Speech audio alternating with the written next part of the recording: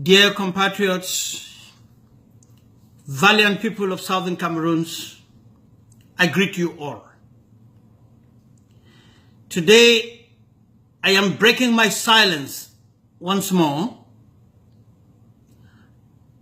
in response to calls made on me from almost all the continents of the world by our compatriots resident in those locations to speak out on issues of the moment that touch and concern our revolution. I have a word of caution to all Southern Cameroonians at this delicate stage of our nation's independence restoration project. Yesterday's Professor Maurice Kamto's claim of victory at the recent Cameroon Republic presidential elections marked the commencement of a political eclipsing ploy designed expressly to exit a failed Franco-Cameroon military expedition in southern Cameroon. We are simply living an emerging change of executioner of the Franco-Cameroon pre-independence Accord de Coopération in southern Cameroon without us ever having been parties to that independence clawback agreement that Amadou Ahidjo was forced to sign off French Cameroon Republic into as a precondition for nominal independence void of content. Much as this may sound like a broken record, the absence of an act of union between Southern Cameroons and the French Cameroon Republic provides a litmus test for determining who in the world has our interests as a people. Professor Maurice Kamto, not even by his shadow, nor by that of his political party philosophy or programs, comes anywhere close to such a list of sympathizers.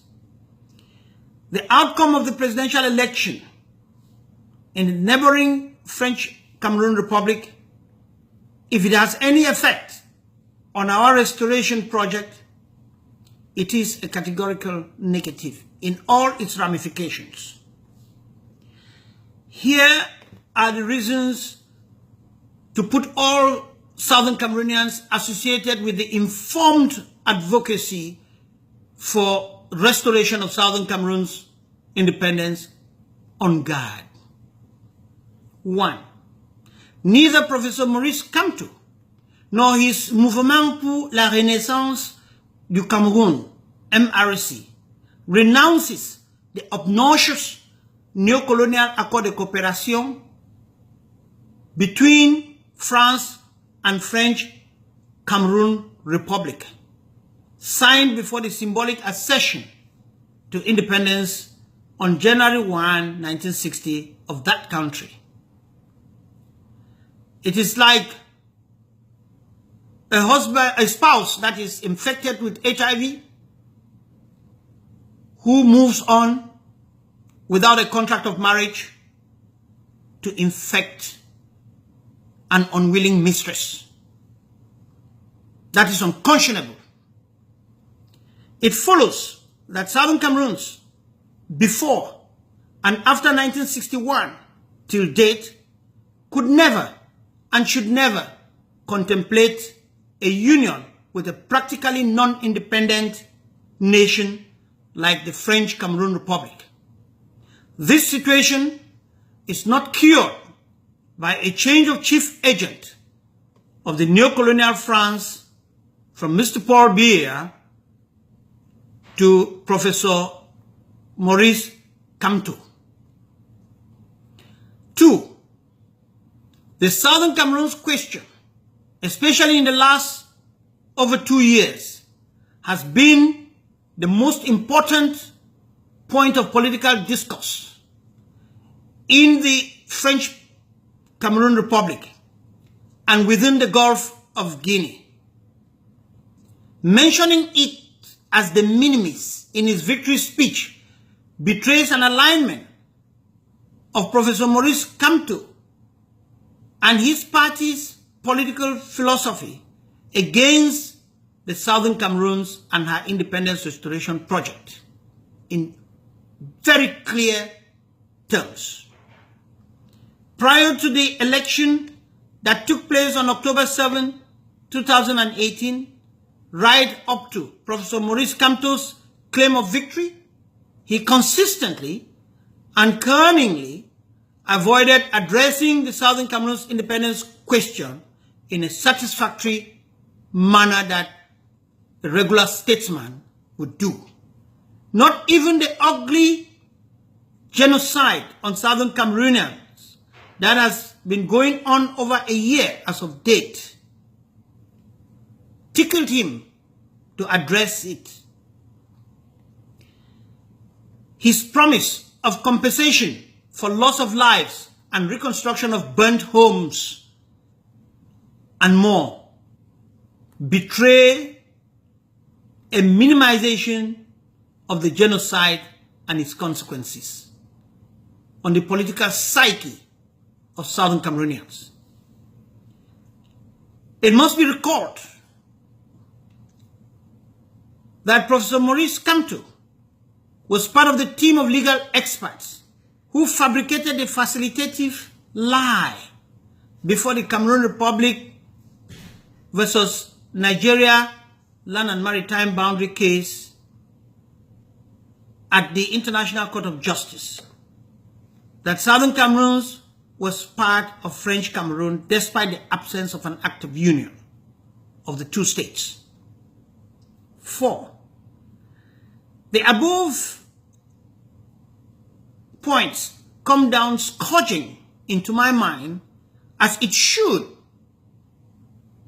on the minds of every true Southern Cameroonians, because at Professor Kamto's invitation to me in November 2016, I had a discussion on the Southern Cameroon's question of independence at the headquarters of his party, in the presence of some key members of his party's National Executive Bureau. At this meeting, I raised the above issues and in unequivocal terms told my listeners there was no other case theory that will ever succeed in beating the solid argument of Southern Cameroon's separate independent status based on legal and verifiable records at the United Nations. To say the least, Professor Maurice Kamto, in the face of the Southern Cameroon's problem and crisis, I regret to say, has come across intellectually dishonest and politically naive.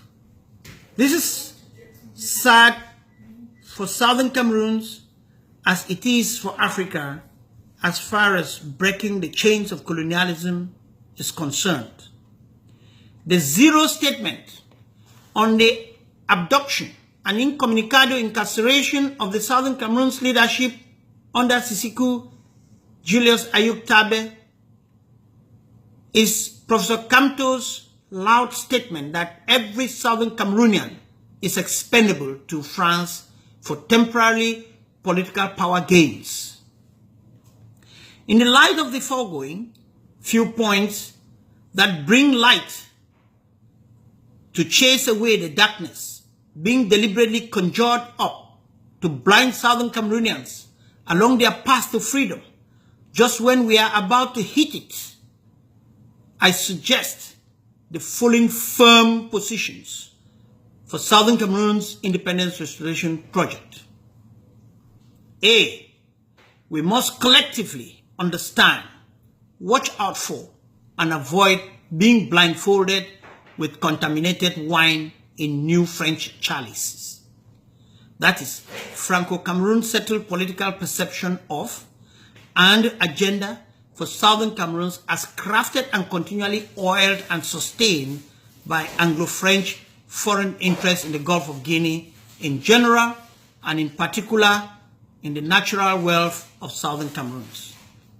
There is yet no compensation existing or contemplated under the heavens for assuaging just an ounce of blood of the Southern Cameroonians who have lost their lives struggling to wrestle themselves from the bondage of people behind the mask called French Cameroon Republic.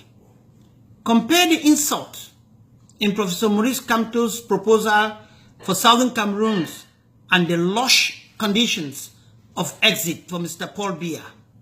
Come to think of it, is Professor Maurice Kamto not effectively shielding Mr. Biya and his establishment of over 36 years that have been responsible for the cultural and more genocide on Southern Cameroonians? Legally speaking, Professor Maurice Kamto, by such contemptuous proposal on how to deal with the Southern Cameroons issue, is well positioned as an accessory after the fact, and particularly as it is evident in his remorselessness about perpetuating the recolonization of Southern Cameroons. The splinter platforms that all profess resolute commitment to restoration of Southern Cameroons independence indicate a deep and long-standing enemy manipulation with full employment of the divide and rule tactic. The time has now come for the sincerity of those who profess what curiously is a common goal, the restoration of independence of Southern Cameroon, to be tested by a commitment to working together for our survival now that we know better who are against us and how far they can go.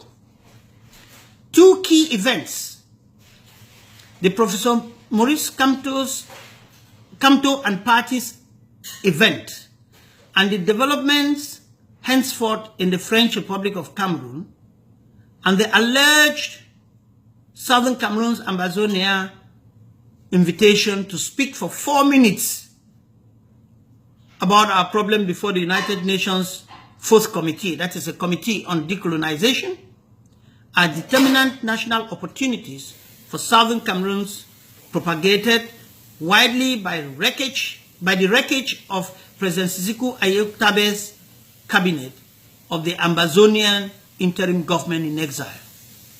These events, if and only if the second one is true, given the secrecy with which it has been shrouded, call for an urgent review and a re-strategizing of our operations in the pursuit of the restoration of our cherished and God-given independence.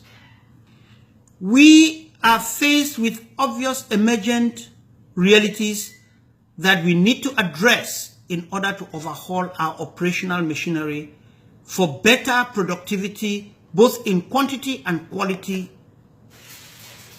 The dilemma of misusing the opportunities that nature naturally provides us demands that, at a minimum, we should dutifully do the following things in the very short run, that is within the coming fortnight. My proposition: 1. Hold an urgent leadership conference to be preceded by a commitment through signing of a memorandum of understanding to place the pursuit of the goal of restoring Southern Cameroon's independence over and above individual Southern Cameroonians and or groups thereof. To work out a consensual position for a return of the United Nations into Southern Cameroon to complete the decolonization process it abandoned in the late 1950s and early 60s to an Anglo-French conspiracy designed to undermine our accession to independence.